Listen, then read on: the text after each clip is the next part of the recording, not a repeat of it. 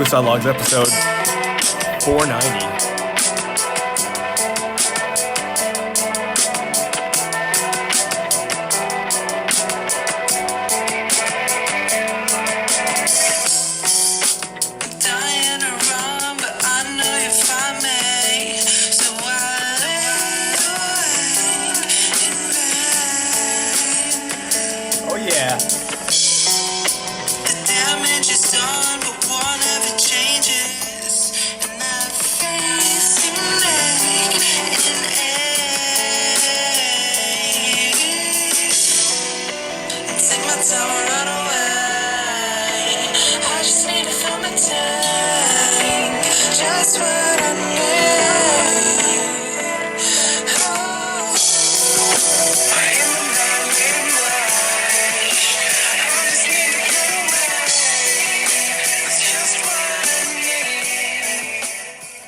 That's a banger, bro. That's fucking Paradigm. Gasoline. Oh, there's still more. There's a lot more. We'll save that for the end. We'll close out with that. What's up? Like I said, episode 490. I can't believe we made it this far without killing ourselves. No, just kidding. We've got maybe like 40,000 more episodes to go. So strap in. I have a guest today. It's the third guest of the year, I believe. And it hasn't even started yet, but it's going to be the best one. It's going to be the best one. I got a good feeling about it, unless the world ends in the middle of the episode and I can't upload it. But I'm pretty sure the audio quality is going to be good. Everything we tested, we talked in the green room. Everything is good. And I just wanted to give a little update before we give Mr. JP Jonas 666 the floor. He's half of Paradigm. I don't know if he's half, because I was listening to their EP mixtape or album, not sure which one it is, in my car earlier, and I was looking at who's the members and stuff, and there's a bass player. I didn't even know. I thought it was just two guys. And Jonas has reached out, I think last year, and it just didn't work out to do a podcast. The man's busy. Aren't we all busy? But he hit me up today. It was kind of crazy. I had to clear space on my phone. And I had like 4 gigabytes on Instagram or something. So I wanted to delete Instagram and just not go on it. I was like, whatever. I need space. Let me just delete it. I'm going to take a break. But right before I deleted it, I opened up the app. And there he is. He sent me a message. He hit me up. He wanted to collab. He wanted to do an episode. I was like, damn, this is a sign. We got to get this going. Before we get him on here, I'm going to turn the air down a little bit. It's kind of hot. It's freezing here in California. It's at a record, it's probably like 49 degrees or something, which is just, is way too cold, bro. Look, we're going to keep it at 66 degrees. Why not? It's a fucking... it's 45 degrees outside, dog. And it's hot. And I feel like I'm going to get moving and stuff. Couple of updates, like I said. Well, one, I don't want to kill myself as usual. I'm doing good. I'm enjoying life. I haven't had time to do a lot of my hobbies. There's some goals that I haven't met. I made the tray flip. I haven't benched 225 yet. I didn't do one more comedy show. I was thinking of doing a little bit more comedy. It didn't happen. But that's okay. I'm enjoying life. And these things kind of feel like work. This feels like work right now. I journal. I know that sounds kind of gay, but I've been journaling for a while, and I haven't even really been hitting the journal for the last couple months. And when I do, it's just a couple of sentences. I haven't been creative, but I feel like this kind of stuff is important for me because it's good for the brain. It's like working out. It's like working out for your brain, and your brain's the most powerful muscle. Anywho, everybody's been asking me the past couple of episodes, I've been saying I gotta go to the doctor and things like that. I chipped my tooth in my sleep. I got the retainer. We're on day 2 of the retainers sleeping, or night 2. Tonight I'll make it night number 3. Got the retainers. Hopefully we fix the teeth. And, I haven't really told many people this. I told just a select few amount of people this, but if you made it onto the podcast, you're 6 minutes in, you deserve to hear the truth. I want to be transparent with everybody, let you know what's going on with me. I went to the doctors. This is hard to say. I have ringworm. I've had ringworm for probably like 4 months now, dude. Like the end of August. I thought the doctor said it was eczema. They gave me eczema cream. It wasn't going away. And then just last week, I picked up anti-ringworm medication. I'm probably like a week in aware of using it. And to be honest, it's not looking good, man. It's not looking good. They told me to hit them back up in a month. I've got ringworm. It's in a spot where I feel like it's hard to treat. It's not on my ass. It's not on my ball sack, but that would just be a nightmare. It's kind of like on my hips where my waistband goes. And it's just, I don't know. It got me thinking like, oh, maybe that's why I've been feeling so tired lately. But I'm always tired, for all of you who know that. And so I don't know. Just prayers up. I hope the ringworm goes away.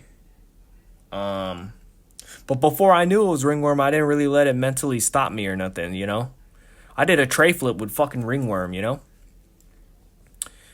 it could be worse. I'm just hoping I get it cleared up.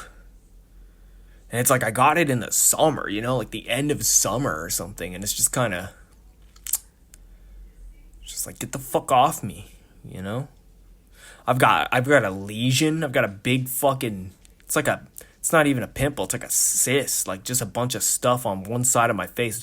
Besides that, I've been feeling pretty lately. Like I feel like my face is feeling skinnier and my jaw is more defined and things like that. But I feel like I'm losing a little bit of strength and shit like that. I don't know. I'm alright. So that's it. Yeah, that's the big news. I got ringworm, and I'm like disappointed in my immune system. I always thought I was built different, I didn't think I'd ever get ringworm or staph infection and shit like that, but shit happens to the best of us. So we're gonna give Jonas a call. We're gonna see what's up with him.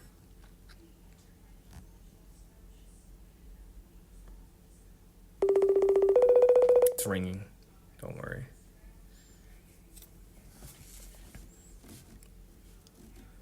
Hello. Hold on. The fucking speakerphone's not working. Hold on. There we go. What's up, Jonas? Can you hear me? Fuck. Hold on. What's up, Jonas? Can you hear me?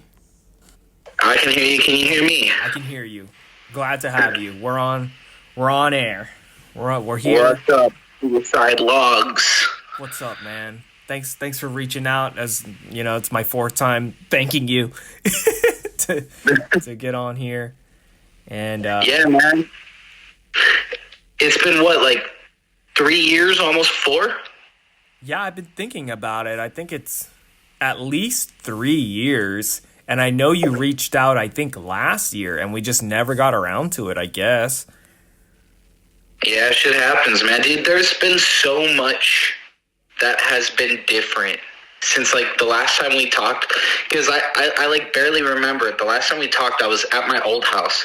I was sitting in my kitchen looking at my laptop, just bullshitting about, like, bullshit. Like, I went back and I listened to our past episodes, and like, I don't know exactly what happened between now and then, but goddamn, I'm boring in those episodes. Wait, how many episodes has it been? 2? 2, yeah. So there was the first one with Todd and I, and then there was the second one with just me, and here we are now. Wow, I always thought it was just 1. It's kind of coming back to me now that you mentioned it. But I mainly only remember the first one. I've been in the same room all these years later. It's kind of crazy. It's crazy. I told you earlier I was listening to what is it? An EP, a mixtape, an album? What do you call it? What are you identifying it as? It's officially labeled as an EP, so yeah, that's what it is. It's not really a mixtape because all of the sounds that we make are ours, and I could be wrong about the definition of what a mixtape is, but I think a mixtape is like, sampled, beats and shit. I could be wrong about that. Yeah, it's like you can't profit off of it or something. Yeah. Yeah, it's a trip listening back and being like, I know these people, Yeah, dude. Todd just recently, because he's the one who has the access to it, to the Spotify Wrapped, and still, he put out 2 albums since that EP, and that EP is still on top, and that is literally to this day my most favorite prized thing that I've ever had a hand in. Wow. Is there 2 of you in the band, or is there? Because I was looking at the info and there's some dude on bass. So is there 3 of you? So Ben, who plays bass on that EP, he was with us on that EP and that EP alone. He's not a permanent member. Like he's not still with us. In fact, the last 2 Paradigm albums, Todd has been wanting to finish up this Dreamscapes series, and that was kind of his thing, so I kind of took the back seat. So the last Dreamscapes 4 is in 2 parts. Part 1 I have absolutely nothing to do with, and then part 2 I did like 3 or 4 songs, but that was just for his project. Ben did a great job with what he did on the EP, but it just is what it is. I don't know. Todd was the mediator between us, and I don't know if they lost contact or if they're still cool or whatever. I just haven't heard from them. So yeah. I was thinking in the shower about all of this and your band and stuff, and I'm trying to. Fuck! I lost the thought. But it was, hold on, it's gonna come to me. This fucking thought is gonna come to me. It's gotta be important. It was in the shower. I have most of my important thoughts in the shower. Fucking A. How exactly did you make it sound so perfect?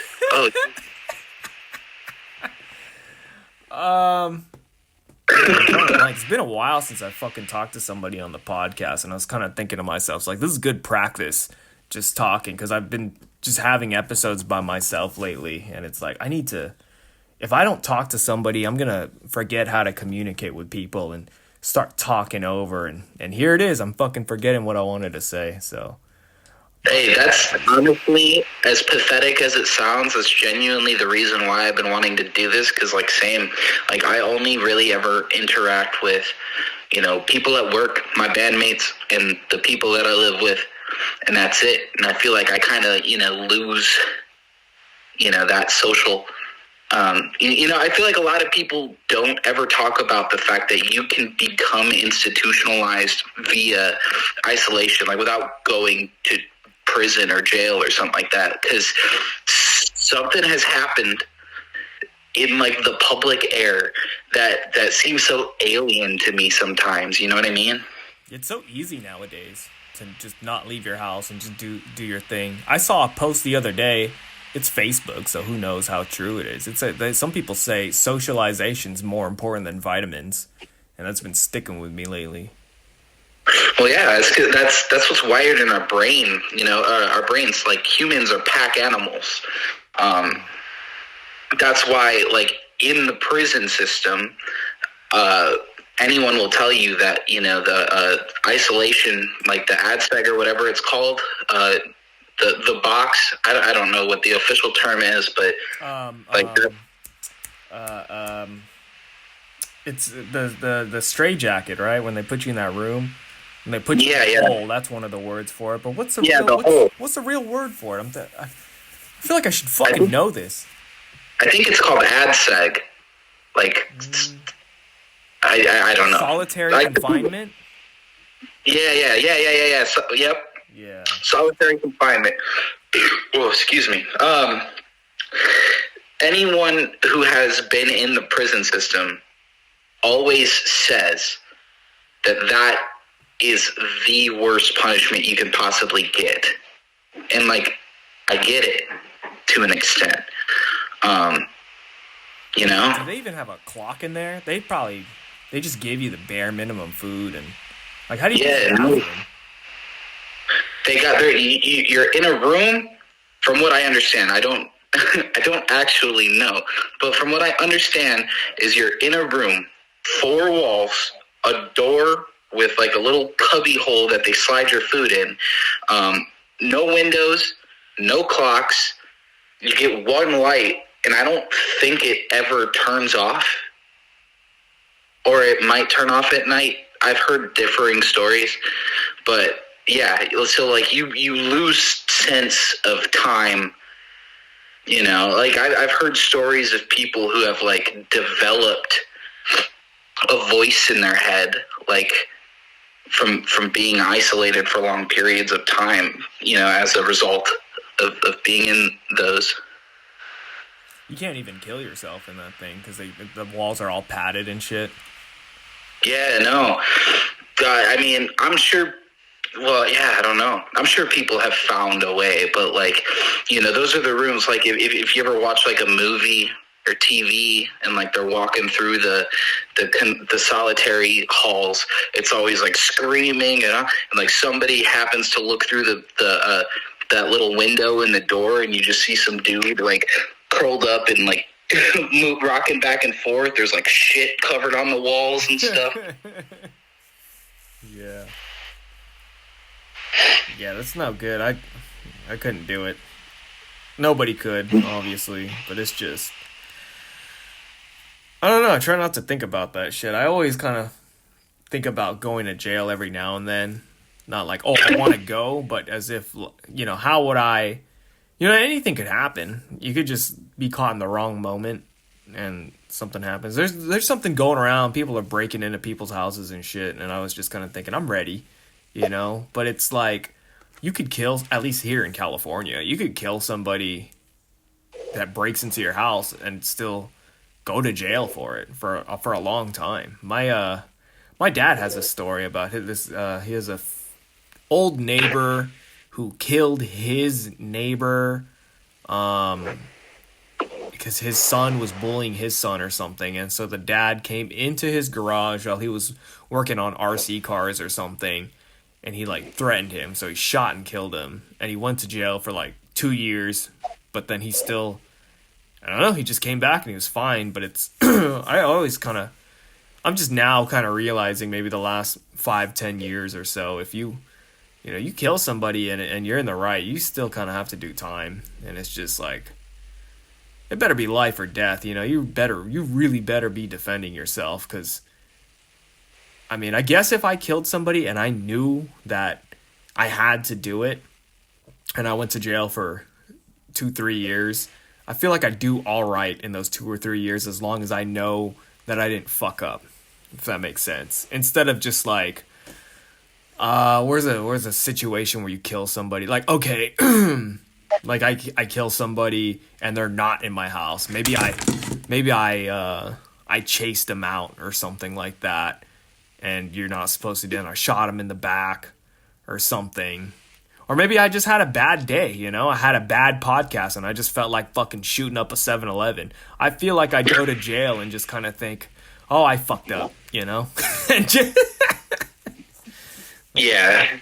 You know, that makes sense. I think that's why jail exists in the first place, right? Like, it's so that when you have a bad podcast and shoot up that 7-Eleven, you think to yourself, oh, man, damn it. Yeah. A correctional facility is what they call it. But it's just, I don't know, man. Some people just, I think what the problem is there's too many people that need to be corrected. And we're just kind of like treating it like fast food. And and nobody's really being corrected. They're just kind of serving time. I'm hearing so many stories about people who've been in jail like more than 20 times, and then they go out like, hold on, sorry. Did you hear about that? I think this happened in New York. This black dude stabbed some white girl. Did you see about that? Like on the subway? Yeah, on the train or whatever, that like Ukrainian chick or whatever. Yeah, but then Charlie Kirk died and then took all the shine off of that. But yeah, that guy apparently was in and out of jail 20 times, and the argument for that is just like, why the fuck did they keep letting him out, you know? And it's just, there's so much of that going on in the world. So I think you should just kind of learn from other people's mistakes and just not go to the correctional facility to begin with. I don't know. I feel like if you go to jail and you know, you just had a bad podcast or something, then it's game over. It's pretty much game over. But if you did it, if you killed somebody or did something wrong and you just, you know, the fucking system's a little rigged and you had to do some time because, yeah, you killed somebody in self-defense, but, you know, it's you gotta be in jail for a little bit. We gotta look over this with a magnifying glass. At least you know that you were in the right. At least it's all dependent on the crime too, which really makes it a slippery slope, which allows, you know, criminals like that guy who killed that woman, you know, to again. Yeah, that's what I'm saying. Like, oh yeah, let him out again. I heard something along the lines of some charges were dropped against. I think this might have been New York too. I could be wrong about the location, but I just recently, like within the last couple of weeks, there was like a stabbing, and the charges were dropped against the guy who stabbed this other guy because it was a black guy stabbed this white guy, and the charges were dropped because the white guy said a slur, like called him the N-word or something, which I think is crazy. I mean, I'm not condoning, you know, racism. What if he said it in a threatening manner, though? You know, what if he said, "I'm gonna kill you, N-word," and then... What if he said it because he was being stabbed? You know? I feel like anyone should have the N-word pass if you're getting fucking stabbed, personally. This is a thought I've had, but I don't think I've ever said it out loud. But it's like, would I yell out a slur if I was killing somebody or beating somebody up if I was in the right? Like if somebody, you know, tried to fucking steal my car GTA style, and I happen to have my door unlocked and I'm at a light and they try to like just stiff arm me out of my car, but I was like, no, not today, and just called somebody a Jap or something, you know, whatever they are, and just said like, fuck, and just, I always think about that. Like if I'm in the middle of curb stomping someone who deserves it, would I like throw their whole race under the bus because of one person?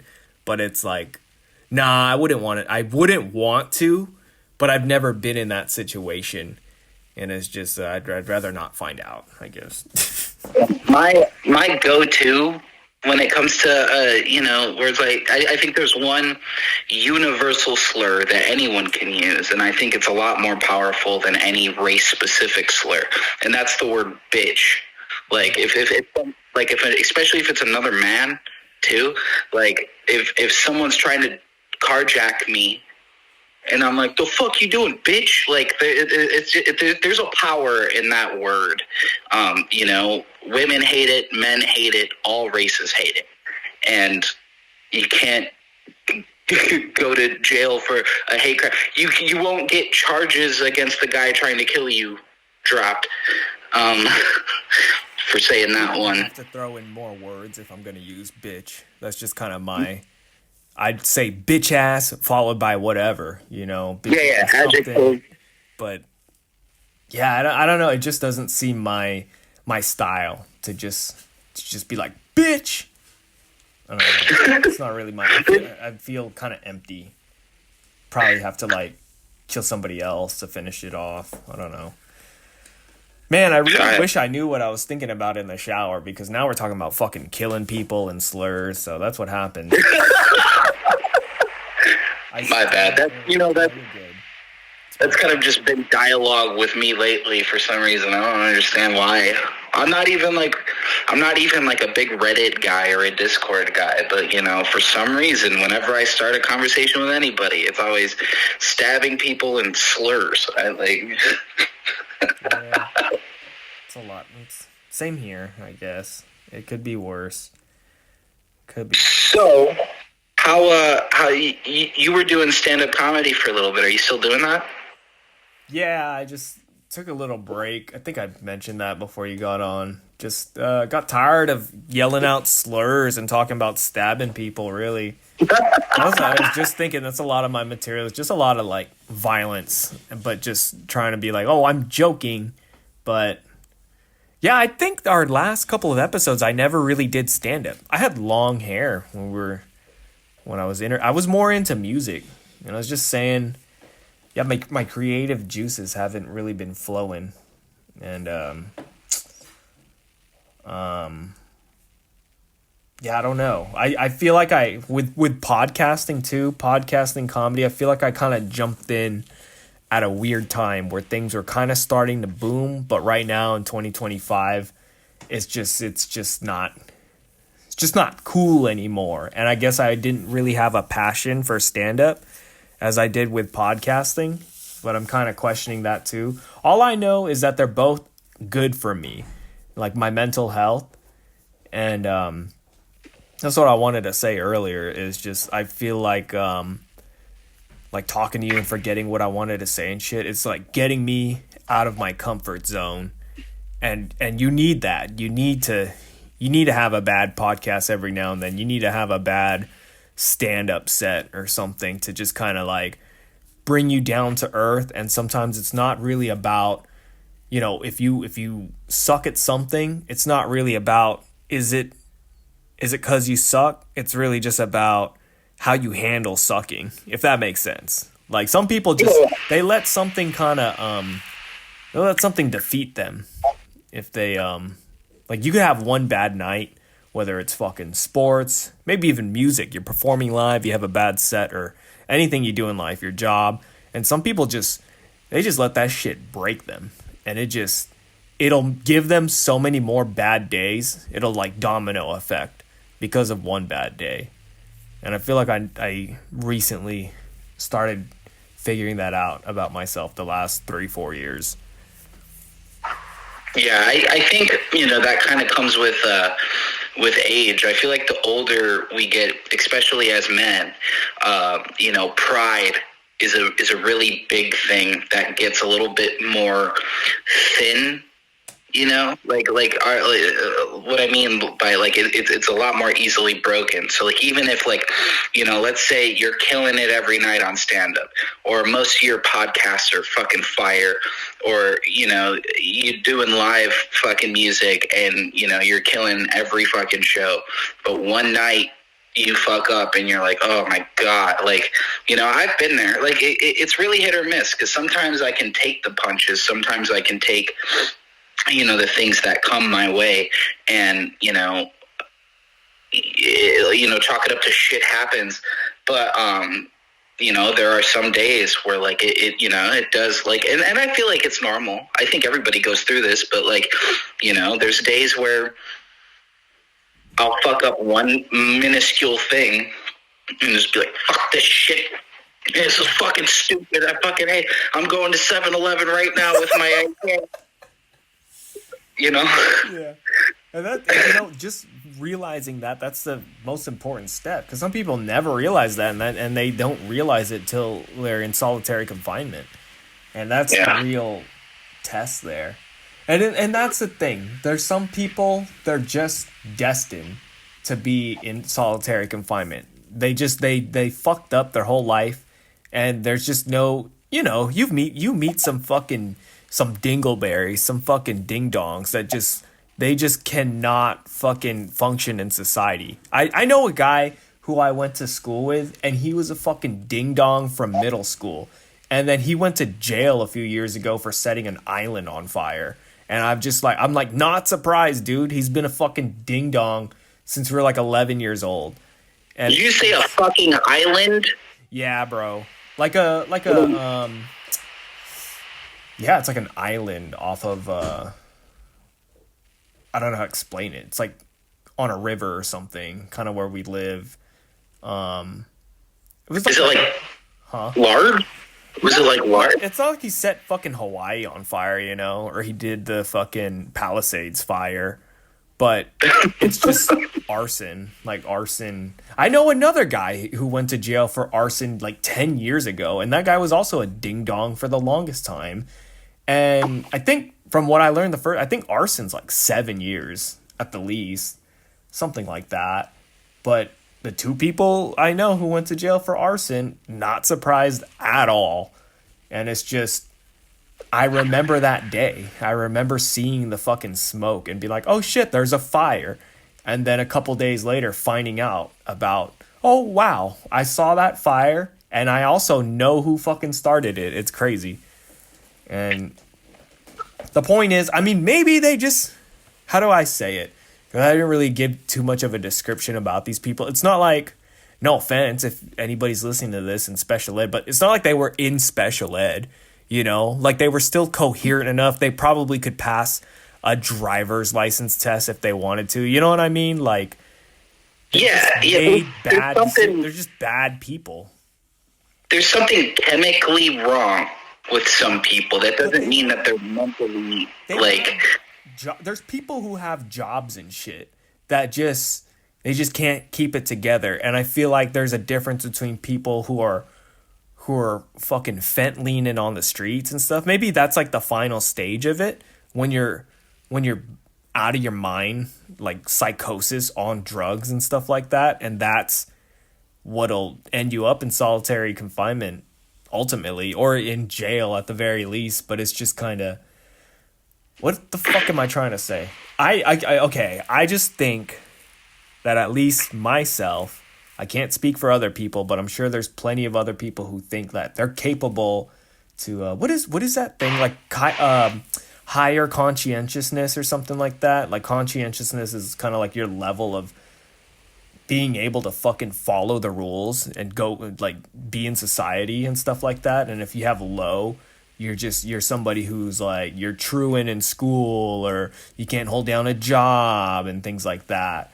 And so I don't know. There's just some people that just got the bad end of the deal, I guess, chemically in their brains, and they're just kind of destined to be fucking either Kanye West or in solitary confinement. I don't know. Like, you better have some fucking talent to back up your crazy, you know?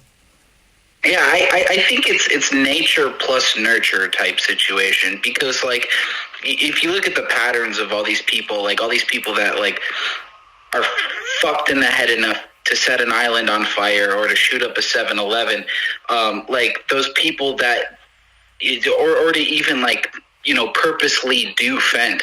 I understand doing it on accident because they're putting it in everything now, but like there's people who, you know, take fent. And none of them have like good backgrounds. None of them had decent parents. None of them grew up in a semi-financial stable household when they were younger. Like I think a lot of shit like that just stems from, you know, I mean, this is going to sound insensitive, I guess, but just dummies having dummy children who have dummy children. Like it's just generations of fucking dummies. And I don't mean to sound, you know, like absolute with saying that these people are dummies.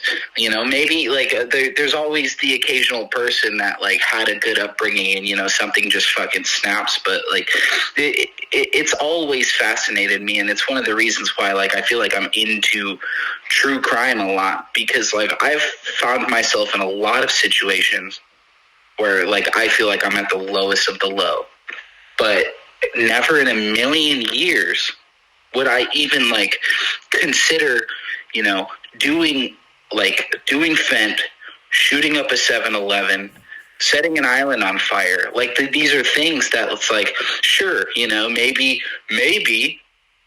hypothetically it might make me feel a little bit better than how I feel currently. but realistically, that's a dumbass fucking thing to do, you know? Yeah, I wish I could say the same. I mean, I could say that, but the thing with me is, or maybe I'm not giving myself enough credit or whatever, but I don't think I've ever been in that low to even to have that cross my mind. So I guess my big fear is like, fuck, what if I'm one of those crazy people? I just need my fucking world to fall apart first. But it's just like, I don't know, a part of my purpose in life is like, let's just not get there. And maybe, I don't know, I guess hence this whole podcast and everything, the better thing to do is just fucking kill yourself before you kill other people or do something crazy. I think, and this is going to be problematic. I think if I think that's what it was, not the racial slurs and stabbing people.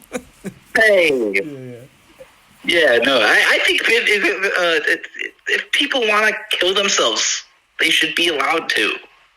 There is in a few states, I think in Oregon, right? You're allowed to have like a assisted suicide or something. They do it to you medically. They inject you or something. Yeah, I don't know. The only time I've ever heard something about that was they made like a fucking suicide booth in Norway or something, and did you hear about that? There was like a suicide pod, and yeah. Oh yeah, I have heard of this. Yeah, some lady did it and died, and they made a whole big stink about it, and it's like, who cares, man? Like, I understand, like, it's sad. A situation where somebody wants to kill themselves is sad. And if there is an opportunity to help them, then, help them. Give them a chance.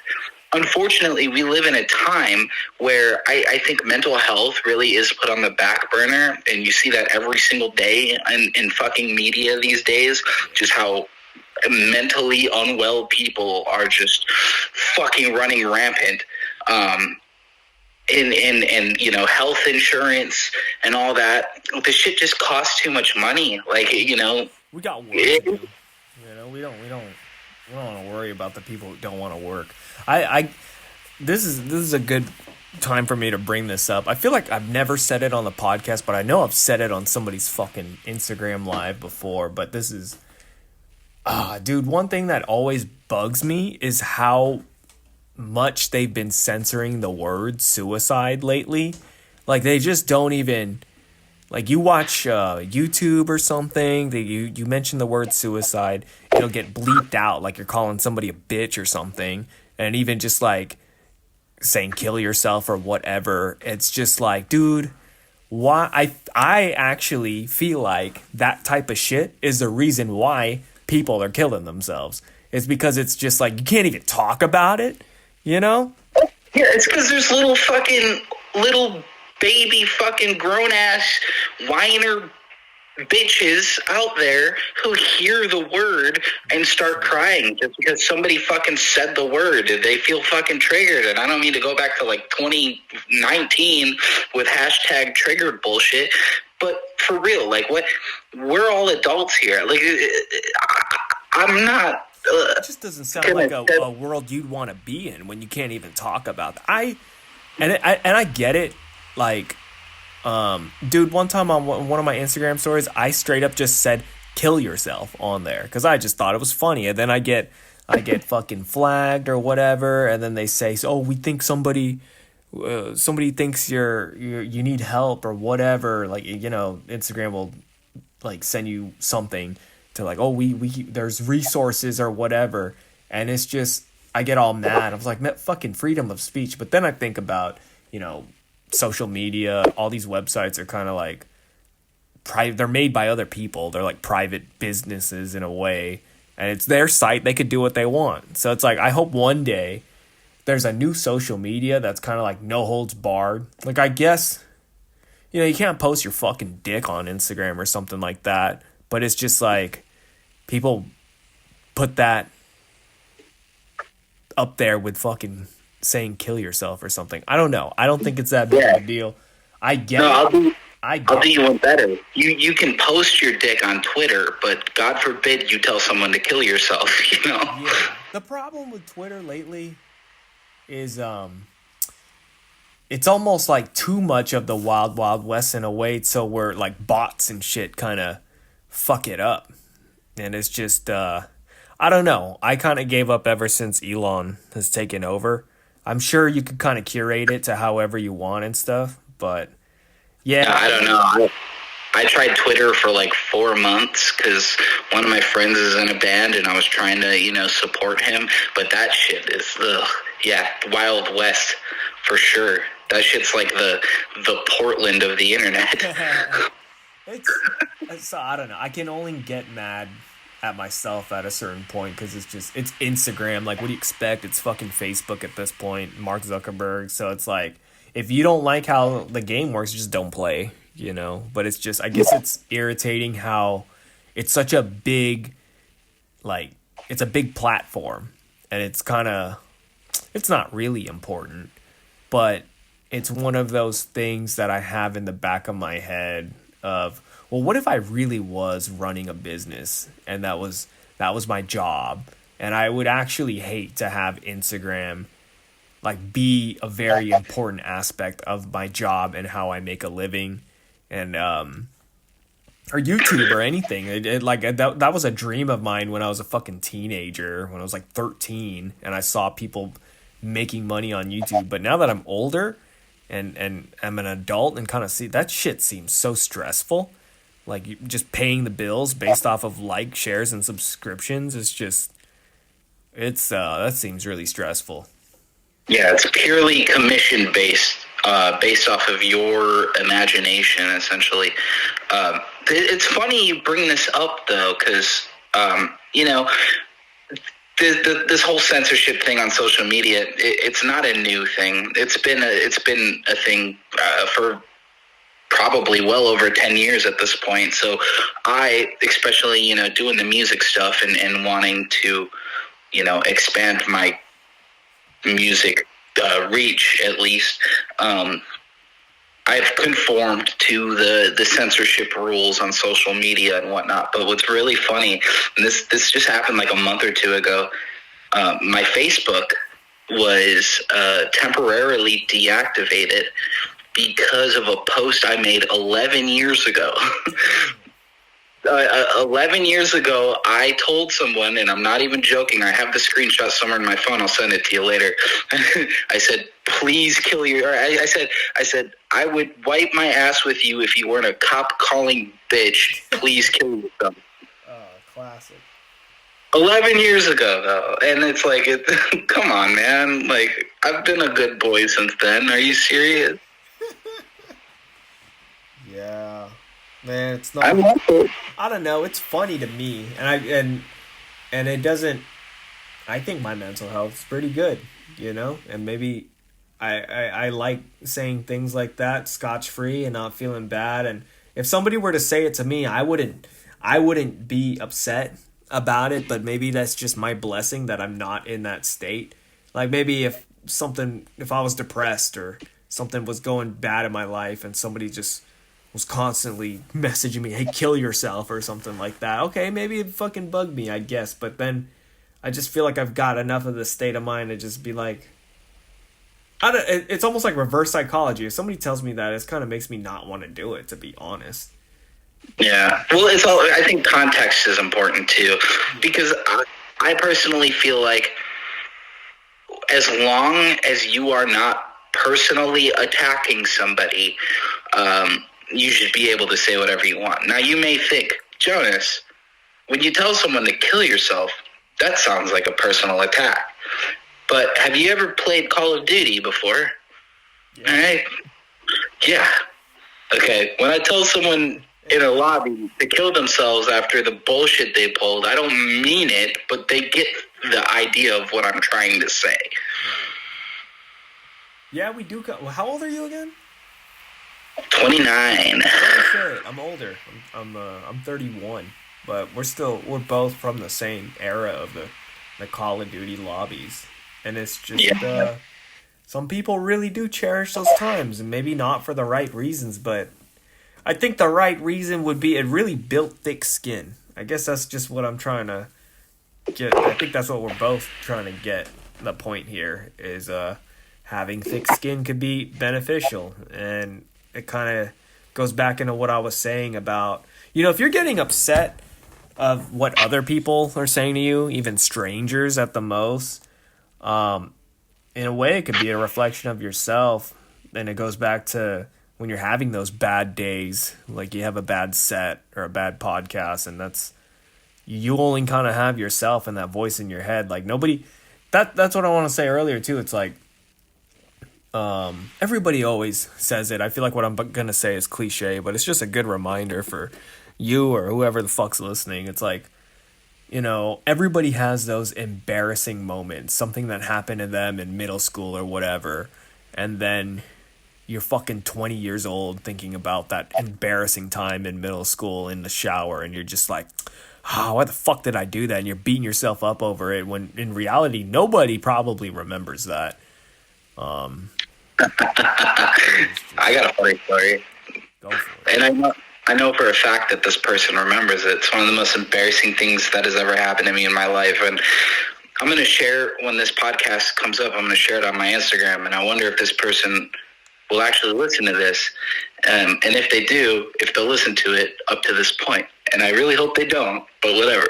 Okay, so I had met up with a girl. We had got a hotel. And we had eaten some fucking Thai food, some Mexican food. I ended up having to, take a number 2, a big old one. Mm-hmm. I'm trying to be discreet about it. But these hotel toilets sucked, right? So I didn't even whatever. I ended up clogging the toilet. Big fucking deal. Looking for the plunger. Where's the plunger? Fuck, there isn't a plunger. I can't leave the room because I don't want her to go into the bathroom to see what the toilet in the state it's in. So I called them up. I'm like, I called up the desk. I'm trying to be discreet. I'm like, hey, you guys got a plunger down there? They're like, no, we got to send up a maintenance person. We don't have plungers here. I'm like, there's not a fucking single plunger in this bill. So this guy comes up. Keep in mind, this is New Year's Day or New Year's Eve. When was this? This was last year. This was 2022 going into 2023. Oh shit! So I have known you by then. Yeah. This is after both podcasts we have done up to this point. So this guy comes up with this fucking machine, to unclog the toilet. Meanwhile, homegirl's laying on the bed, and I'm just like, oh, fuck me, dude. This is... now she knows that I not only blew up the bathroom with the toilets fucked, and she probably doesn't realize that there's not a single plunger in this hotel. So she thinks I did it fucking beyond repair, and I ended up tipping the guy who did it $100 or something like that, because it was New Year's Eve or New Year's Day. It was one of the two. I think it was New Year's Eve, because I tipped him good because he was having to work that night, having to unclog my shit from the toilet with this chick that I fucking just met 2 days ago. Sometimes I think about that.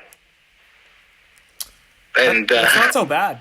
That's not so bad, because I have a very similar story, and it's got me kind of thinking, fuck, dude, I don't know if that would be top 5 most embarrassing things for me, but yeah, it happened, dude. That one time I went to my girl's house, and I clogged the toilet. And we're still together. I'm married to her now, so I guess it wasn't that bad, but it was a little bit earlier into the relationship, maybe 3-4 years into it. I took a shit, and I clogged it, and I think it was my first time ever clogging a toilet or something.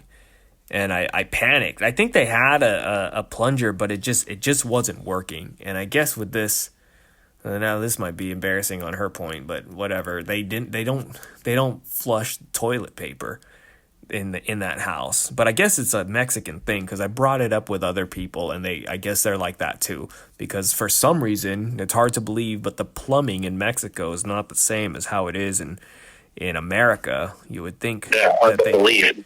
yeah, you would think that they did have an excellent job, but I guess not. And it's just like they just fucking wipe their ass and throw the toilet paper in the trash and just fucking trash it because the toilet paper the pipes can't handle it.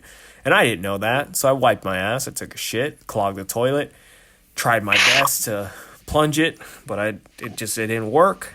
And I had to face the music. I walked into her room and was just like, I fucking blew up the toilet, and she went in there. That's why I think mine's more humiliating, because she saw my shit and she plunged my shit, not no fucking man with a machine. And man. yeah, that was like, I don't know if she's ever seen my shit before or whatever, but that was, or I mean after that, but yeah, that was like, I don't know if humiliating is the right word, but just embarrassing. I was just like, fuck, dude, like it's my cock, and my girl's looking at that. That's kind of, I was embarrassed, but she was a good sport about it. And she was like, yeah, that happens. You're not supposed to flush the toilet paper. And so, yeah, I don't really think, I mean, that, when we have stories like this, that fucking works. But I don't think that's not something that I think about as much. Dude, that actually reminds me, one time I was working, and I I was doing fucking Uber for a little bit, and I dropped the person off at their house, and I asked to use their bathroom, and they said sure. And it was like, when I think back, I don't know if they really lived there or if it was just like a Mexican guy or something working on the house, because there was like other people working on the house. So I go in the house and I take a shit, and I realize after taking a shit and wiping that the fucking toilet's not plugged in, and so I can't flush it, and I just leave. I see them and I say thanks and walk back, and I drove off so fast because I was worried they're gonna run out and be like, hey. Yeah, dude. I brought that up with somebody before, like recently, and they told me, what if they were just fucking with you? You know? Like, they knew that it was unplugged. And I was like, why would they want to fuck with me like that, though? Because now my shit's in that toilet that's not plugged in. So they're the ones who's gonna have to see it. Yeah, but that one was more fearful than it was embarrassing, I guess. I don't know. I mean, that's fair. The situation I had was just because, like, it was just, I don't know, it was just a girl I liked, and I was trying to impress her, and, like, we hadn't known each other that long, and, like, you could have been into it. You never know, dude. And we never will. Have you encountered a poop knife person yet? Have you heard of the poop knife? No, what the fuck is that? So I haven't encountered it personally either, but I've heard stories from people where some people, depending on their plumbing, I don't know what area, but they'll have like a knife by their toilet, like a butter knife or something. Okay. And it's because if you take like long shits, like lengthwise, you have to cut it up in the toilet before you flush it, or else it'll clog it. I have never heard of that in my life, but I mean, this might sound a little silly, or I don't know, but I feel like if you have a long shit, it's usually a soft shit. Like, hard shits are supposed to be like smaller, like kind of like rabbit shits. I feel like every time you have a long shit that's the size of your forearm, that's a soft shit. And when you flush it, it should just break apart or go down. But that's fucking insane. I mean, I don't know. Outside of Jesus Christ. Outside of feeling it leave me, I've never really, like, experimented with the density of shit. So I couldn't tell you. You ever shit yourself? Like as an Uh, adult? as an adult, no, luckily. Not yet. Oh, It's on the man. menu. Let me I'm tell waiting. you. Let me get you ready. I've shit myself twice, and each time has been at like a checkpoint in my life. The first time I shit myself was when I was 18, like right when I turned 18. And I just had this feeling, it's like, fuck, I'm getting old. And then the last time I shit myself was right after I turned 30. And but luckily both times were in the comfort of my own home. And I don't remember the 30 when I shit myself at 30. All I know is that I was in my house, something happened, I shit myself. And then my dad calls me minutes later. He's like, what you doing? And I just straight up said, I just shit myself. Like, this is 30. And so you just told me you're 29, so you never know, dude. Be careful. You over here clogging toilets and stuff a couple of years ago. You might be due, dude. You might be due. I might be due. Due for some doo-doo.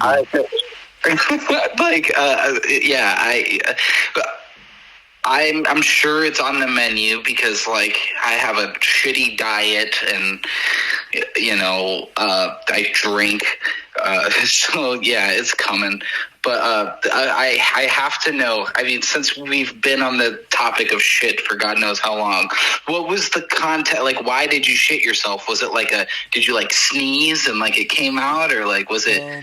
I'll tell you the 18-year-old one because that's for some reason more memorable because I guess it was the first time. I was just eating too much. I think it might be the same as a 30. I'll try to remember, but for sure when I was 18, I got some Japanese hibachi food. I don't know if you know, like if y'all got Benihana out there, but No, we got a Tokyo Steakhouse though, which is a Japanese hibachi place. okay. Well, yeah, mine wasn't even Benihana. It was like something like a copy of it, but I was eating it at home.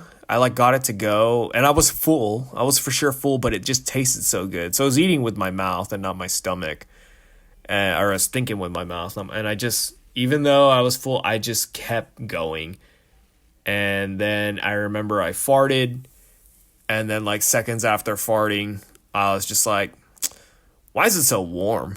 And then like the best way to describe it is like I farted and it just felt like somebody fucking put hot Cheetos in my pants and fucking mashed it and threw water in it. And it wasn't it was more like a shart, I guess. I think both times I shit myself it was just kind of like a shart. And then I can't believe I'm talking about this right now. But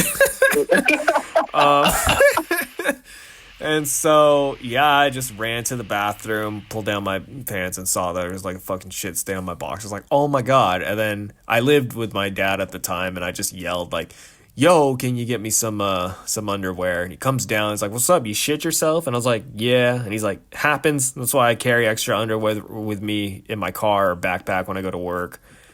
And yeah, I'll never forget that. And it was when I was, like I said, right when I turned 18, maybe a couple days later. And I just thought, like, you know, when you're fucking young like that and you age a week, you think you're old. So I was just like, fuck, man, I'm getting old. I just shit myself. And then I'm pretty sure it was a similar situation when I did it at 30. I just don't remember what I ate. But, you know, like I said earlier, I feel like this is as ridiculous as this whole conversation sounds. What I'm getting out of this is just still kind of a reminder. Like, I feel like I needed to have this conversation with you because even just talking about this, I haven't thought about this in so long, but it's like, it's just still kind of a reminder to me to like, yo, you better keep your shit, in check. Because literally, yeah, and I haven't been eating the best lately. I've just kind of been fucking off, and it's like it's just a good reminder. I don't even know if I told you. I told you through text, but yeah, it's kind of I took it as a really big sign to do this podcast with you because I was gonna delete Instagram before you messaged me because my phone was out of storage space. I had fucking 4 gigabytes on Instagram, so I just started deleting messages, deleting everything, and I was like, I'm gonna offload Instagram, and I don't want to re-download it. Let me just take a break and get the fuck off it for a little bit. But then I checked it one more time, and then that's when you messaged me. It's like, oh wow, and it's funny because when I try to take a break from Instagram or whatever, like one thing that kind of convinces me is like, well, I made this whole thing to begin with was for the podcast. If anybody either wanted to get on the show or fucking had a suggestion, but I haven't really been doing the show. So I really probably shouldn't be fucking on Instagram right now just to like hold myself accountable from 5 years ago. And then boom, right when I did it, right when I opened the app, like something that I use it for actually happened instead of just fucking scrolling. I don't really think it's unhealthy because the things that I watch kind of make me happy and laugh. Like I don't really think it affects. I think I have a healthy relationship with social media. Maybe the only thing that's negative, I think YouTube. It shows more on YouTube than it does Instagram. Because for me, sorry if I'm rambling too, but I'm going somewhere with it. It's like when I go on Instagram, I kind of know what the fuck I'm getting. Like I know I'm gonna see like shorts, and I have the purpose to like laugh or find something entertaining. But I'll go on YouTube and I kind of see that my attention span is shot. Like I've got probably 15 videos or something like that in my save to watch later, and they're all long formatted videos from like 20 to 40 minutes long, and I just never get to it. And then I'll lose interest. I have too many things. So I feel like shorts and stuff like that are kind of fucking with me a little bit. But overall, I don't really think it's too bad. I just noticed my attention span's getting a little short. That's it, because of the shorts. But yeah, but thanks for reaching out. That's basically my my story. I feel like my goal is I wanted to learn something today, and I wanted hopefully you to learn, or whoever the fuck listens to this. But it's I needed this. I really feel like I did need this, and it was just kind of a good timing to hit me up like that. Yeah, man, same. Like I said, the last two podcasts that I was a part of, it was paradigm related. Just talking about the music and like, which is cool. Like when it's happening, but like we don't really have anything cooking at the moment. And I just wanted to, still at least, put myself out there, have a conversation with somebody that I know loosely, who I haven't talked to in years, and kind of allow the conversation to develop, like it was an experiment for myself too, because like I didn't come in here knowing fuck all to talk about. I mean, we ended up talking about clogging toilets, shitting pants, shooting up 7-Elevens in solitary confinement, and it was awesome. I think, Yeah, I had a good time, and it goes by quick, which is a good thing. It's an hour, but I feel like I could talk a little more. I guess if you have time, I want to just check in on you. Like how have you been mentally the last 3 or 4 years? Like I feel like maybe I'm making it bigger than it is, or trying to make this podcast more important. But it's like I feel like, there's got to be kind of a deeper reasoning as to like reaching out to just talk and stuff. But unless, like I said, maybe I'm just reaching. Maybe it's just something as simple as like I just need somebody to talk to, and just been feeling kind of isolated. But I think it's good that you're kind of realizing it. But is there anything else going on behind the scenes, or anything to even like what's up with the isolation? Do you think it's just your environment? You think you're kind of doing it to yourself? I know you got a daughter, I know you got family and shit like that. But yeah, I got a daughter. I got a girlfriend. but I think it's more along the lines of like, on a friend. You can't talk to your daughter about these kind of things. Yeah, it's just like, homie level. I had a friend of mine who was a really, really close friend to me, completely cut me off and tell me I'm an asshole because of, shitty, insensitive jokes I was making, and he took it as your political beliefs are different than mine, and that makes you a bad person. When, I don't, not to really go here, I don't really like align with on any end of the political spectrum. I have beliefs in both sides, but this person is like super, super duper far leaning on one of the sides, and just took the things I was saying way too seriously. I mean, and I'm not really a very serious person.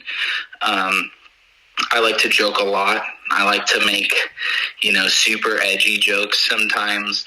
And, this person just kind of took it as an attack to them. So they let me go. Did that catch you off guard? Or were you not surprised with how they reacted? No, it definitely caught me off guard because this person knew me for a very long time. They've known my sense of humor. This person just got caught up in social media rabbit holes.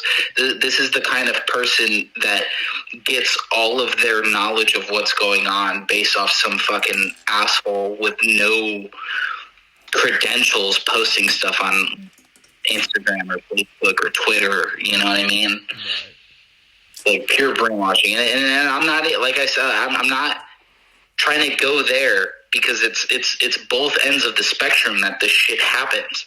Like, it's so convoluted and diluted and just fucking bullshit to the point where it's ruining relationships, and like I don't think any government is worth that.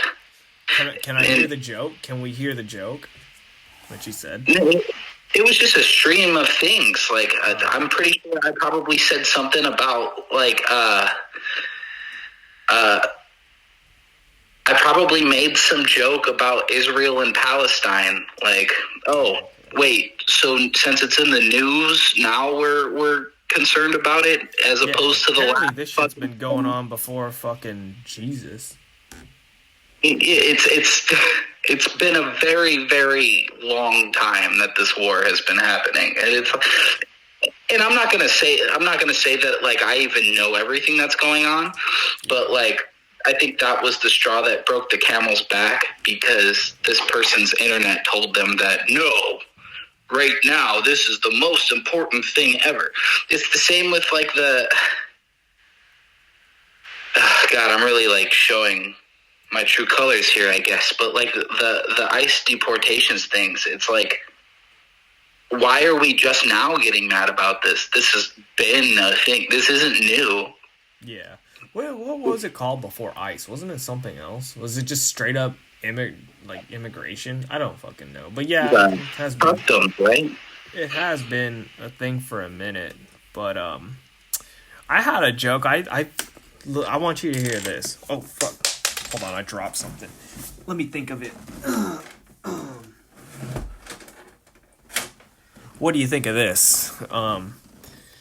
Don't you think? I've never heard anybody say this, by the way. I take full credit in this joke, and I'm surprised I haven't heard or seen it anywhere else. So I'm kind of proud of it.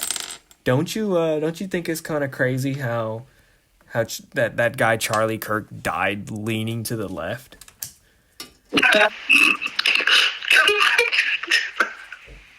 Jesus, dude! Like, if knowing how he was, though, if he could change it, he probably would, dude. He fucking, he was staring down at himself or watching the kill cam, hella disappointed that he died leaning to the left. That's all I'm gonna say. Dude, that was crazy. I watched the video. Okay, so like somebody texted me that day and was like, Charlie Kirk was assassinated. And I was like, you're bull fucking shit. Who gives that much of a shit about Charlie Kirk? Yeah. You know what I mean? And then it was all over the news. And then I fucking pulled something up and I saw the close-up video of him getting his fucking neck blown off. And I'm like, holy fuck.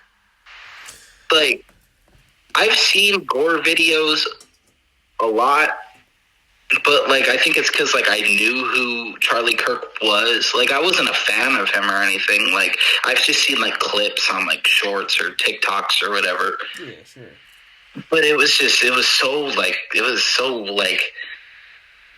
it's pretty nuts, dude. That happened this year. I feel like a lot happened this year, but it's just so much has been happening that we're kind of desensitized to stuff. Like the whole Kanye West, the Hail Hitler song that he came out with. Like that is just straight out of a fucking South Park episode, dude. And the crazy thing is that South Park is still making episodes. I haven't really kept up with it, but it's just, I don't know, man. The world is pretty nutty, and the older you get, the more, at least for me, the older I'm getting, the more I'm realizing a lot of us are just kind of winging it. Like, we really don't have control of this bitch. The way I think about it is, if Kanye West isn't playing a character, then everyone around him is a terrible person.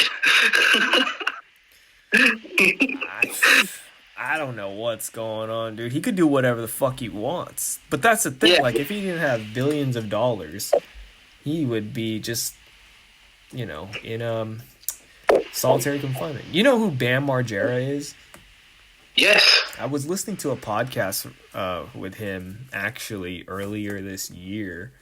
And he was talking about, I'm pretty sure, how they put him in solitary confinement. I don't know if it was solitary confinement or jail, but they put him somewhere for like a minute, like quite some time, because he was talking about something, like some famous person, and how that famous person owes him like $100,000 or something like that. And the police didn't know who he was. So when he was saying what he was saying, they just thought he was being fucking crazy. So they stuck him in the hole. But what's crazy is that the stuff that he was saying was actually true. And it was just like a big misunderstanding. And they weren't hearing him out.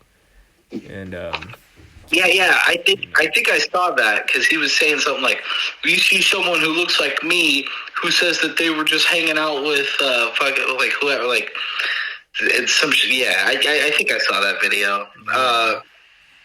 Bam Margera's been doing good lately, from what I hear. Like 2 years ago, he was like ran away from Steve-O's tour and was missing, and there's like helicopters looking for him and shit. I didn't know it was that crazy, but. I think I was exaggerating, but like... Yeah, he was... my thing on it is I'm glad he's doing good, but just from what I see it, for some reason, and I hope he proves me wrong, but I there's something in my head that's like, I don't think this is going to last. Like, I don't think he's going to stay on track for some reason. I hope he doesn't. I hope he keeps it together forever. But I don't know why, but something about my intuition is telling me that he gonna go off the rails again. I hope not, like I said. I don't know why. You can't teach an old dog new tricks, but you can teach that dog to behave in front of a camera. It just doesn't seem feasible. Like, I think one thing that's kind of keeping him sober apparently is skateboarding, which is great. But when he talks about how the story of him kind of getting his shit together and like meeting his new wife or girlfriend, whatever, like it just seems a little. It seems a little sus. It seems a little crazy, and it's hard to believe that it's sustainable. But I could be wrong. I hope I'm wrong. Like I said. I don't know. Yeah, well, only time will tell. I mean, Eminem got clean and has stayed clean, and sure, his music has suffered because of it, but at least he's better. I don't really know his story on like his drugs and alcohol or whatever. I don't really know. Like, what was he doing? Was he on Fent?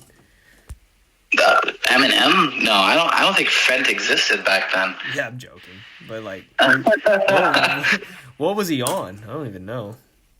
I don't know. I think he just drank a lot. Maybe did a lot of cooking. I don't know. I'm not a huge Eminem fan. All I know is that apparently, he made like whole albums about it. I remembered something that I wanted to say finally, where I blanked out at the beginning of this, but I don't think it was that thought that I had in the shower. But I did want to to bring it back to music just a little bit. I was listening to your music, and it got me kind of thinking about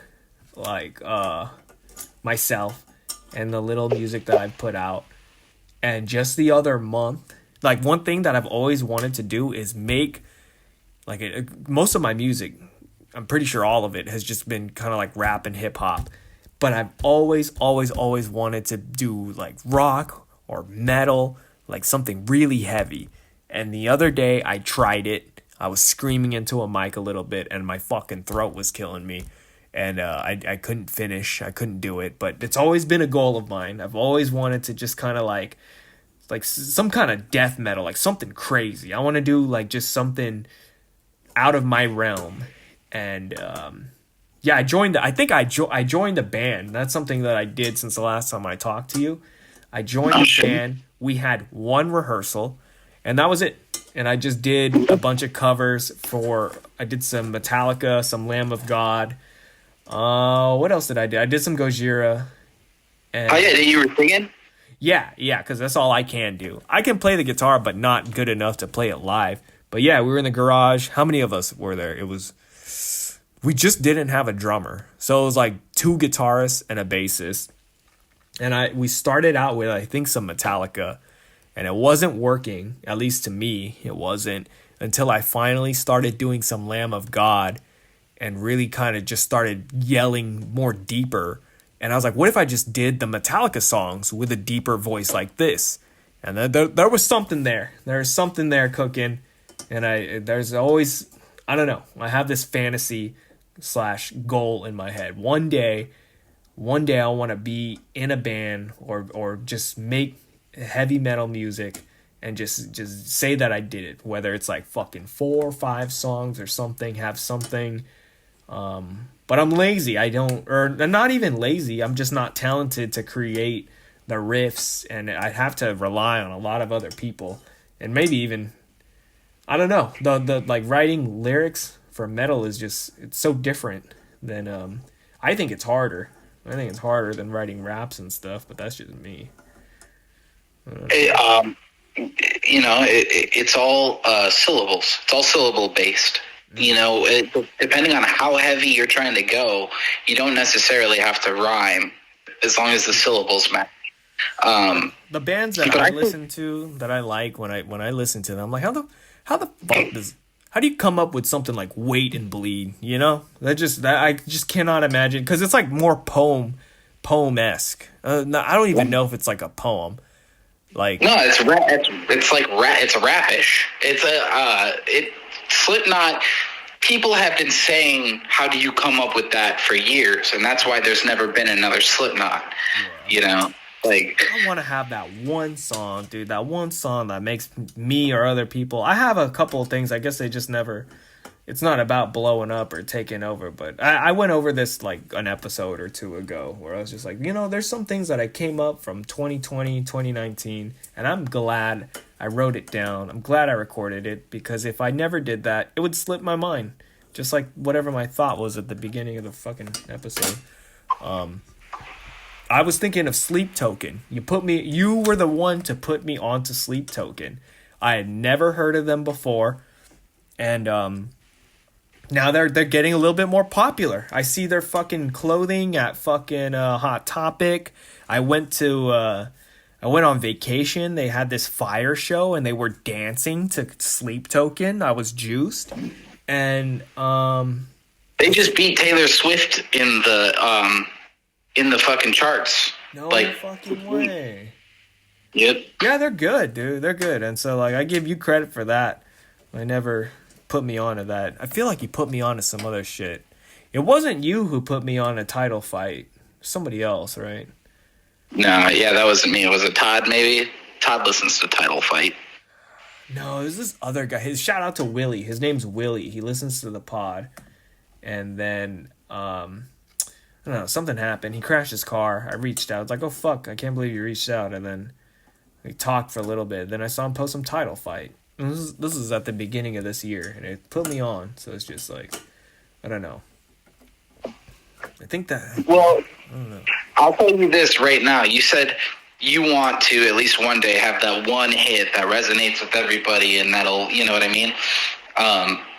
It'll never be the one you expect, because the song that we have tens of thousands of views and plays, and like our most popular song, it might even have at least 100,000 by now. I don't know, I haven't checked, but Incomplete, you know it. Oh yeah, everyone knows it. I learned it on the guitar. Yeah, I did. I hate that song. I genuinely don't like it. I don't like that song. My voice sounds like shit. It's very like I don't know. Maybe I'm overcritical. Maybe I've heard it too many times. Maybe I'm just upset that other songs that I didn't get more attention than that one.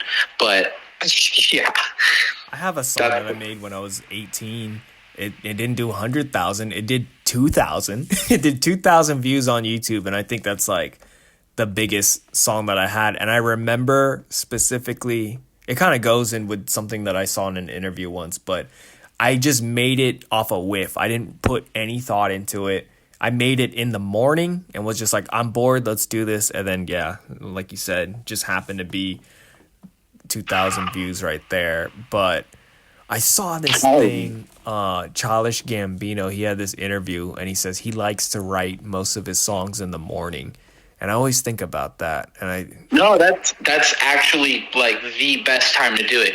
It's either in the morning or like right before bed, when your brain is like, the morning is even, especially like, I don't know if you're a coffee person, but like, well, when I was screaming into the mic trying to do metal, it was in the morning and it was not working out. I'm the opposite. The morning does not work out for me. I like it I like it right before bed. Well, yeah, if you're trying to do metal stuff, yeah, the morning, isn't it? I mean, yeah, I've wanted to do metal stuff too, genuinely. Like I have a couple files out there. I have a video on my YouTube of me screaming. My friend Shaylee, shout out Shaylee of the band Day Shell. I told him I was doing this podcast tonight, so if he happens to listen to this, there you go. Hi, Shay. His band, Day Shell, has a song called You Wish, and I did a little clip of me screaming to that. I have all sorts, like, I know how to do it, but like the music that I make, it doesn't really leave room for that. Like, we don't really make heavy music, as you've heard. I feel like you could, though. Like, the way how the music starts, I feel like it could work. That's the thing. I mean, just for me, it's music. You could do whatever you want. But as what I prefer when I'm listening, I feel like Paradigm could kind of build in to a little heavier. I wouldn't mind it. Have you ever heard of the band Fear the Clown? No. Dude, check it out. I'll send you my favorite song from them. But I just found out about them this year. They were in the first episode of Smallville. I don't know if you ever watched that show. Oh, yeah, fucking years ago. The Superman show? Yeah, the first episode has a Fear the Clown song. I think it's called Inside the Memories. And when it was playing, I was like, what the fuck is this? And I think it played it because I had subtitles. It was like Fear the Clown playing. And it's this band, they only have one album, and that's it, from 2001 or whatever. And I guess they just didn't get support, and they never blew up. But it's like new metal, and it fucking rocks. And it kind of gives me a little bit of Paradigm vibes, especially some of the riffs. It's like, it's kind of mellow at the beginning. And that's what kind of threw me off. I was like, I'm going to listen to this whole thing while I'm driving. I think it's like a 6-minute song. And I was like, it's all right. It's all right. But then it got really fucking heavy at the last minute. And I was like, oh, that's what won me over. Because if it was just mellow the whole time, I would have been a little bit like, whatever. But then Yeah, they're really good. I'll send them over. I'm curious to see what you think. But Yeah, I'll check them out. yeah. I have one last question for you though, and I meant to ask it way earlier, but we ended up going on everything else. It means they're having fun. Yes. No, I'm not bitching, I promise. But I did genuinely want to know, like, ever since I saw that, you were doing the whole stand-up thing, I just want to know if you have, and explain them both if you have them, but like a night where you absolutely killed and a night where you absolutely bombed. Do you have two stories like that? Oh, yeah. I was just thinking about the night I absolutely bombed today, actually, a few hours ago, because my friend, I'm not going to out him like that, but he's been sharing his stand-up clips in a group message, and they're all kind of ass, but it's like I don't want to be too critical of him because I have some ass out there. Pause. But yeah, there's this one that really sticks out in my head. I was in Oakland, and the thing that I wanted to say about it is like that set is, there's a possibility that it's flying around in somebody's flash drive somewhere because the show was recorded. They always record these shows, but I never got it. And I don't care to see it, but it was when I was first starting out, like not even a year in, maybe like 4 or 5 months. Man, there's more of a story to it too. I'll try, if you have time, I'll get into details with it. But basically, I was really cocky, and I was like, I'm going to do a new 5-minute set every single time. I don't want to be one of those guys who repeats the same jokes and stuff like that. I want to wing it, I want to just randomly start talking about stabbing people at 7-Eleven, like just have it come naturally.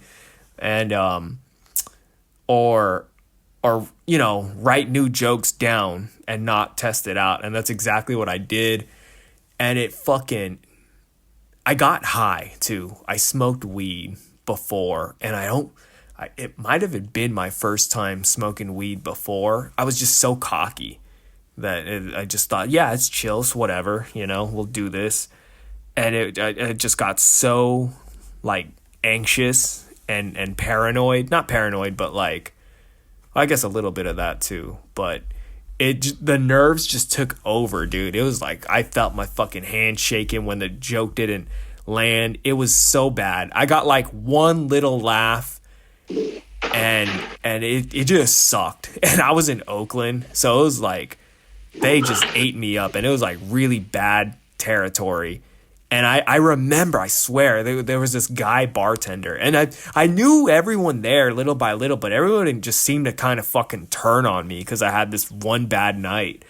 And the bartender, I was like somewhat in his way or whatever, and he just straight was like, I'll fucking kill you, And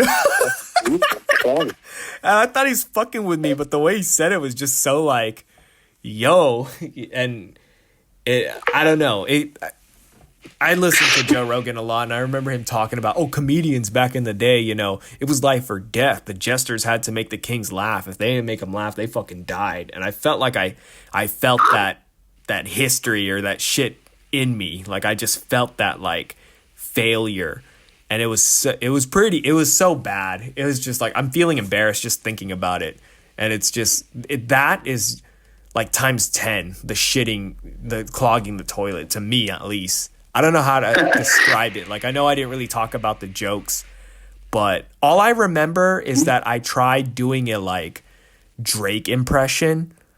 I just remember I just started fucking singing Drake, and it was around the time where people were clowning on Drake for just being a softie or whatever. He had just came out with fucking... I don't know. It was a bad joke, I guess. Like the kind of guy to walk on his tippy toes when he's being sneaky type shit?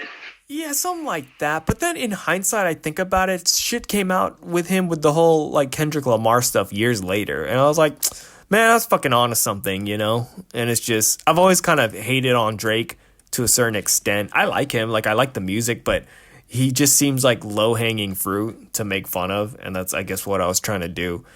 And it just... it was a packed crowd. Like for me, like there was at least 50 fucking people there. And then the host just kind of ate me alive. And like I said, I was hella high. And you know what oh man, this is what made it worse. There was this he's a rapper, his name's Mr. Fab, and he went up right after me, and it was just kind of like knife to my fucking heart type of thing. He stole my joke from like the week earlier. And I don't want to like really just claim, oh, he stole my joke or whatever. I'll say at the least, he took like the same premise and maybe just worded it a little bit. And I'm just sitting there front row kind of thinking like, this motherfucker stole my joke, you know? And I just had this bad thought, like that there was people around me and I don't know.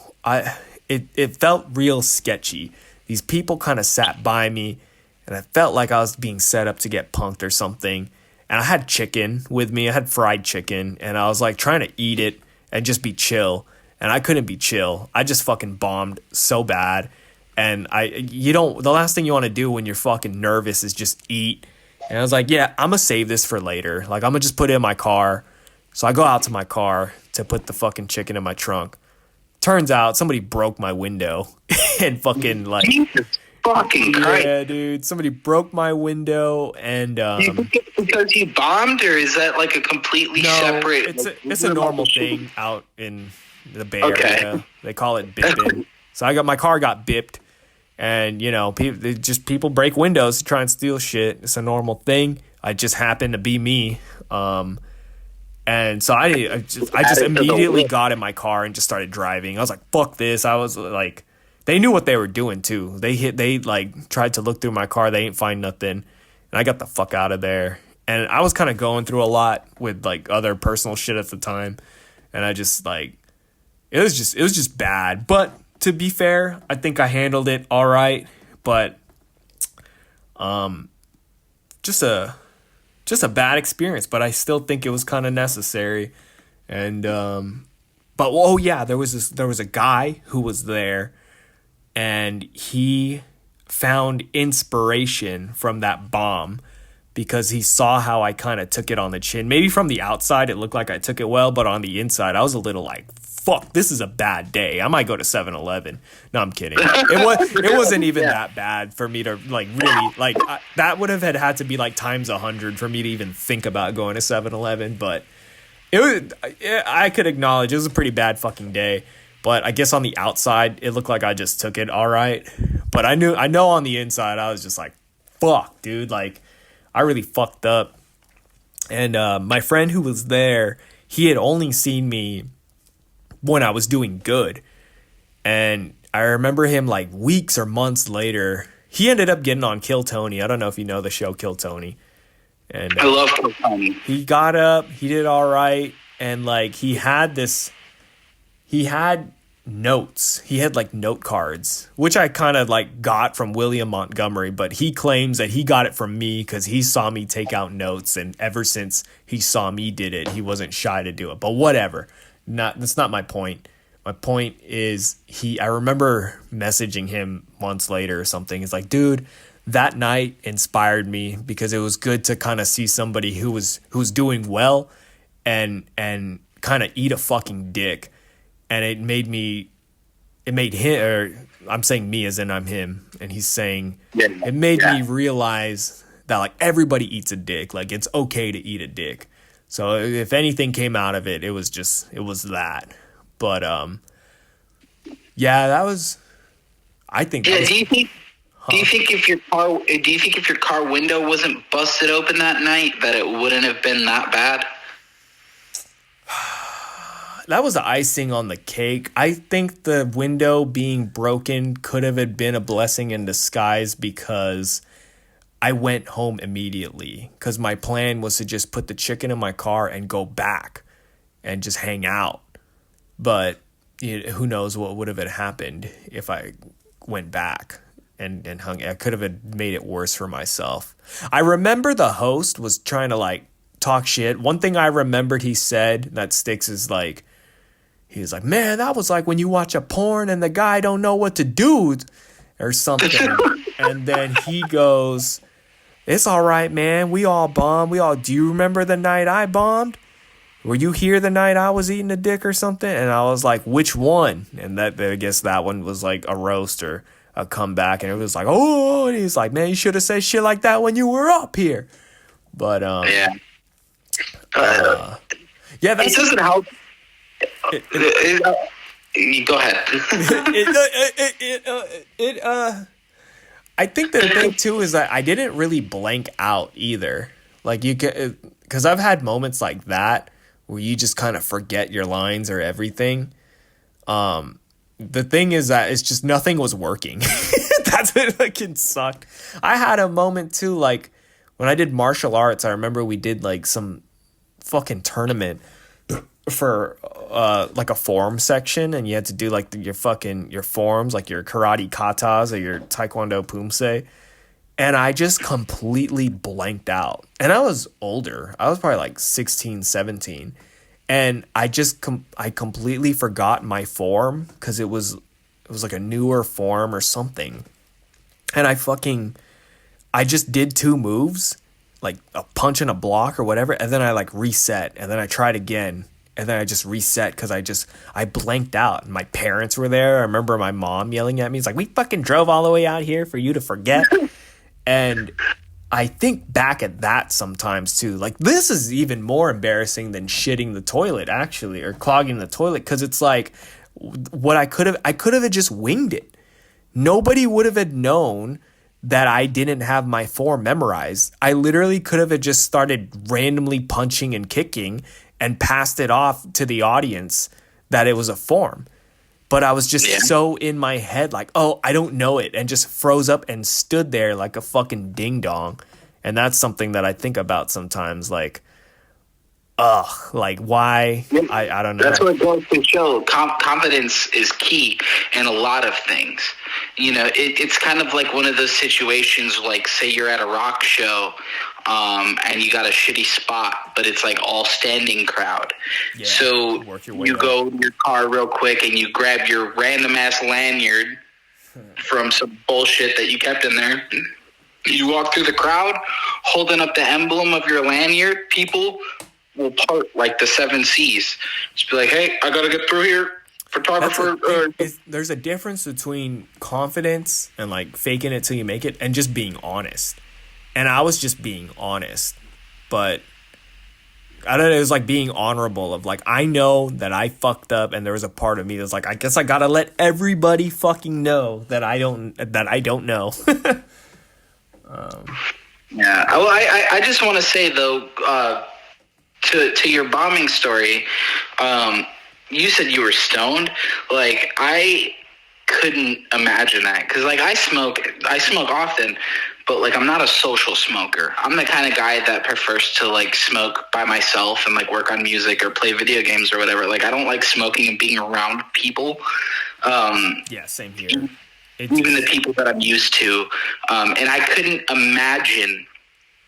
Like, and I don't mean to make you feel bad when I say this, but like I couldn't imagine, like, you know, doing stand up and then like saying a joke and then like seeing the crowd's blank ass faces. Yeah, dude. I mean, I get it. I get how that fucking sucks. I guess it just had to be me, and because God knows that I could handle it, and I handled it. I had this joke. I'm 5'5". I was like, man. I posted on Facebook. God made me 5'5" because He knows I can handle it, and it's just, yeah, that was but that reminds me though. One of the best nights that I also had was also the same night where I smoked, and did comedy, and I killed it. But you never told me that story. I asked you that too. What was the night you absolutely killed? I don't know. Like, there isn't really much that like really stands out in my head as clear as the fucking bombing story. Cause I've had a lot of bombs, but that story, I don't know why. Cause sometimes it's not, I mean, maybe there's optics on other sets if you were all there for every single one and you could pick and choose. Like, no, actually this one was worse than the one when your window got broken. But I guess I'm just going off of feeling wise. Yeah. It's hard to kind of gauge which one was the best one. I'm trying to think. Oh, you know what? Actually, what was also bad? I did a couple of roast battles, and there was one that was like real bad where I did one joke and it just didn't work, and I thought it was fucking a fire roast. Just fucking feeling that crowd be silenced. I was sober for that though, but yeah. I'm trying to think what was the best or like up there. I bet your daddy was an accountant. I guess there's just nights where everything kind of hits, and I feel like I didn't have a dull set where every joke was kind of working, and I remembered what I wanted to say. I got everything out of the way, and it all worked. That's about it. Because sometimes it's not even about that. It's about like the reaction after, if people want to like hang out and shit. Well,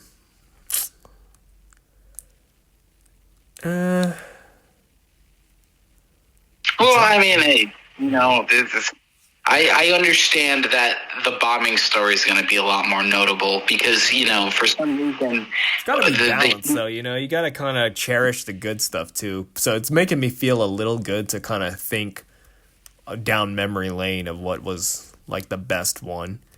But... Yeah, but isn't it interesting, like, as people, like, for some reason, we have a tendency to focus on the negative things more than the positive. Yeah.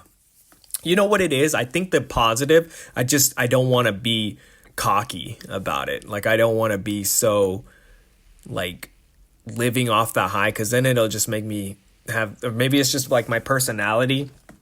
And I always, like you say, focus on the negatives to kind of just get off my high horse a little. Because it's, I don't know, you play too much with the fire, you'll burn yourself. So. Yeah, that's a good point. That's a good point because, like, humility, I think, is a factor that is learned from seeing a bunch of douchebags always being like, yeah, I fucking, look at me and my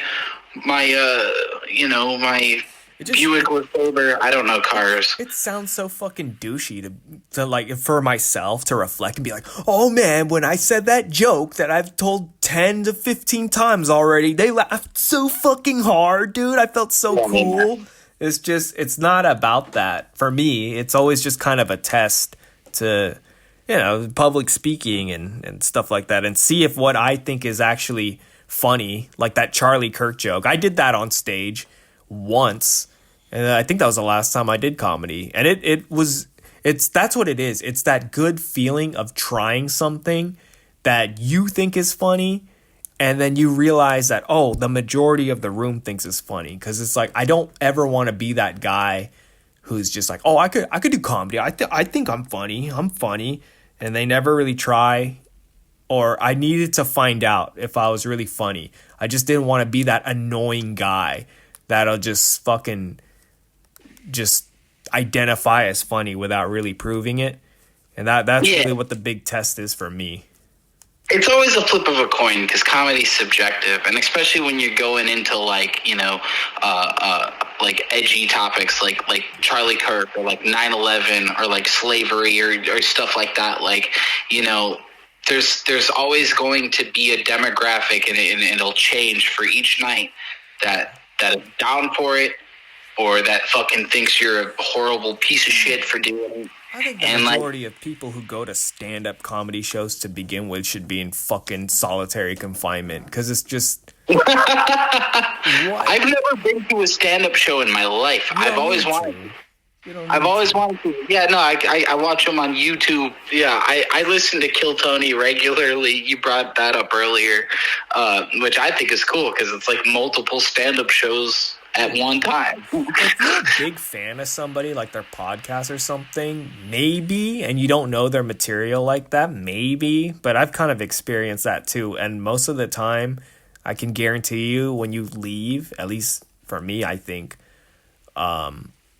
I leave thinking, you know what? I like their podcast better than I do with their fucking written material. I used to be a big fan of Chris D'Elia. Still kind of am, but after everything happened, he hasn't really been the same. Do you know who he is? I don't know if you know who Chris D'Elia is. No, yeah, I know who Chris D'Elia is, and I don't believe, and this is going to sound bad, I don't believe allegations if someone isn't, like Diddy's in jail. Sure. Even Epstein went to jail.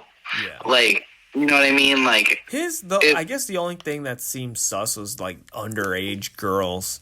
But you're right, he didn't really get in trouble, right? So maybe it is just allegations. I don't know.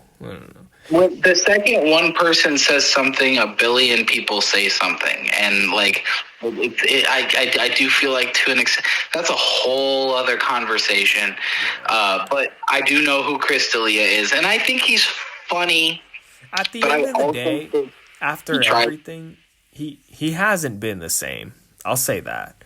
He even if he did or didn't do the things he did, he let it kind of get to him, which you don't blame him. So I thought he was funny in like 2017, 2018 before shit happened. I loved his podcast. It's so crazy because I remember I had this realization in 2020 or something that I never missed an episode of his podcast.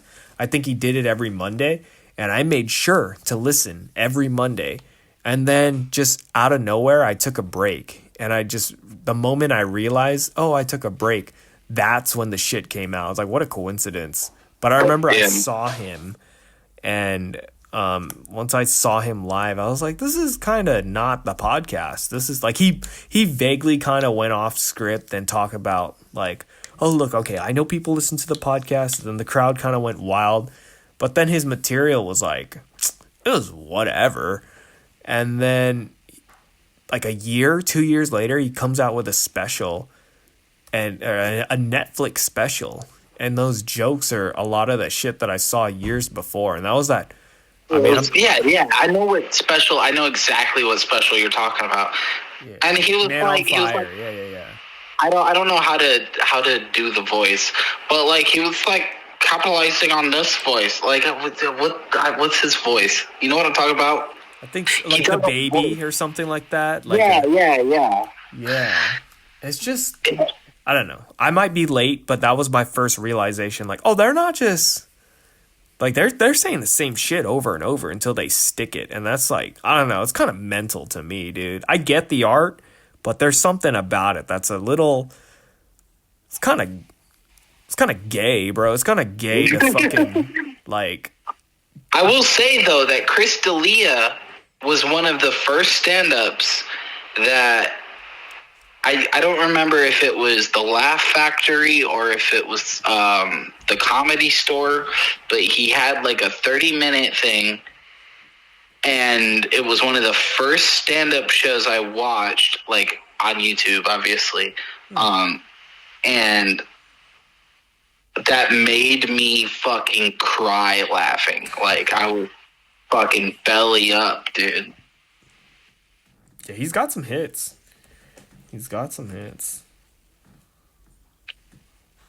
But you know, you had said earlier today, you were like, you know, you were going into this wanting to learn something, and you were hoping I learned something too, and I did learn something tonight, and that is that your dad is a lot more supportive than mine. Because if I shit my pants, my dad would have been like, "You fucking loser! What are you doing?" I'm very grateful about that too, actually.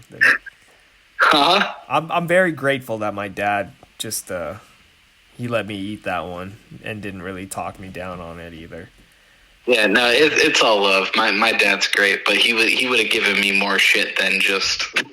I always keep extra. You know what I learned today? I learned what a shit knife is. Yeah. I need to look into that, but then I don't really want my algorithm to be full of that, so. Listen, you ever, you know, meet up with a girl or something, she invites you over to her house and you see a butter knife on her thing. It's like, I wonder how many times you have been in a bathroom with a butter knife and just didn't think about it, but now you'll know. Yeah, I don't. Man, I mean, how long has that been a thing? Fuck if I know. I've never seen it. I know it's a thing, and I have multiple sources. All right, I'll keep an eye out. I'll make sure not to touch that. Fuck. Well, my friend, we did. Holy fuck. Well, we did a little less than an hour 50. We probably did like an hour 45 or something like that. That's what's up, bro. This is pretty good for a podcast. This is kind of the end of the year too. This might be one of the best episodes I've done all year. To be fair, I said it too before you got on. I was like, he's only gonna be the third guest of the year, and I already know it. I haven't even called him. It's gonna be the best guest so far, and I was right.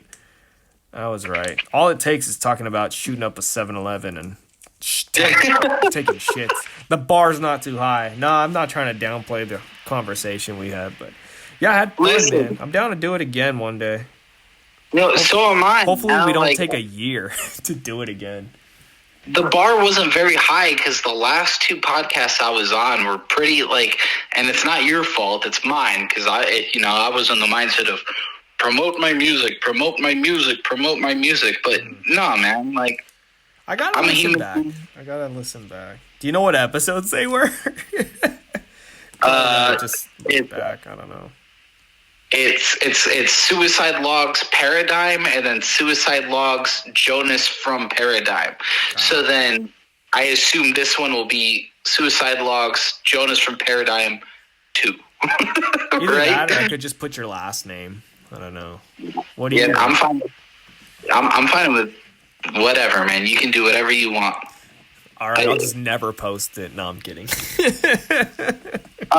Yeah, just first name, last name is cool. I'll take that. Fuck yeah, Jonas. Thank you so much for hitting me up. I appreciate it, man. It really made my day. I've had a fucking day too, so it helped me unwind a little bit. And force myself to take some time, and I learned a lot of shit. I think I will get something out of this. Yeah, man, same. This was fun. I hope that the next time I'm on isn't 3 or 4 years from now. Yeah, let's shoot for fucking at least 3 or 4 months. I don't know. Yeah. Let's have something happen. I don't know. I mean, we didn't really get too personal either. We just went through theories and problems that we can't solve. So I'm sure there's other things that we could talk about, man. We're in the flow. It's also, in a situation like this, it's hard to want to necessarily keep in touch because we need content. So, I don't know, man. There's people who do shows every week and it's the same 2 people. You never know. It might be onto something here. So, hey, people talk about the news, dude, because they got nothing else going on in their life. So they just complain about fucking Israel and Palestine. And that's the episode. I'll tell you what, Suicide Logs, if you need a guy on Thursdays, this is what I'm doing on Thursdays. So fuck yeah, man. If you want to make this a more regular thing, that's on you. But also, we could hold off. You know what? Edit this part out of the end because I don't want to make it sound like I'm please have me on your podcast more, but no, I'm just saying I'm down. That's all. I'm down too, dude. We'll keep in touch. This was good. We'll see how long we can keep this going. I'll hit you later, mate. All right, have a good night, brother. You too, man. I'll message you. We'll close this out. Yeah. All right. Later. All right, have a good night. Bye. Yep. That guy fucking sucks. No, I'm kidding. All right, that's it. Damn, that's the longest fucking podcast I've done all year. This bitch is almost 2 hours. My fucking ass is falling asleep, dog. Let me stand up. Man. Oh, I talked about myself a little bit, but he was asking. I was trying to make it about him mainly. But we started talking about, going to jail, taking shits. Yada yada, stuff like that. But oh fuck, that's a podcast. I got to get on with my life. I have, what time is it? I've got things to do. This is perfect. Oh fuck. Maybe I'll close out. I'll close out with the song. Let's play it. Let's fucking play it. Fucking wait.